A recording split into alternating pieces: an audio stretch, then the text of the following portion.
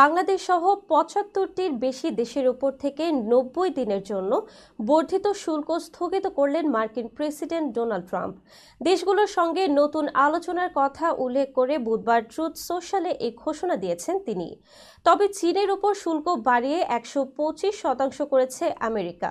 এ নিয়ে আর প্রতিশোধমূলক ব্যবস্থা না নিতে বেজিংয়ের প্রতি আহ্বান জানিয়েছে ওয়াশিংটন। চীনের রাষ্ট্রীয় সংবাদ মাধ্যম সিনহুয়ার প্রতিবেদনে বলা হয়, গত ২ এপ্রিল চীনা পণ্যে ৩৪% শুল্ক আরোপ করেন মার্কিন প্রেসিডেন্ট ডোনাল্ড ট্রাম্প। এর জবাবে ৪ এপ্রিল যুক্তরাষ্ট্রের পণ্যে একই পরিমাণ শুল্ক আরোপ করে চীন। দেশটির এমন পদক্ষেপে ক্ষুব্ধ হন ট্রাম্প। এটি প্রত্যাহার না করলে আরও ৫০% শুল্ক আরোপের হুঁশিয়ারিও দেন তিনি। তবে চীন অনড় থাকে, ফলে বুধবার থেকে দেশটির উপর আরও ৫০% শুল্ক কার্যকর করে যুক্তরাষ্ট্র।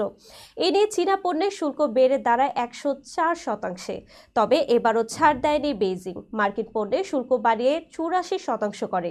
এটি বৃহস্পতিবার থেকে কার্যকর হচ্ছে বলে জানিয়েছে চীনের অর্থ মন্ত্রণালয়। যুক্তরাষ্ট্রের ১০৪% শুল্ককে নিপীড়নমূলক আখ্যা দিয়ে এর জবাবে বাড়তি শুল্ক ধরা হয়েছে বলে জানায় তারা।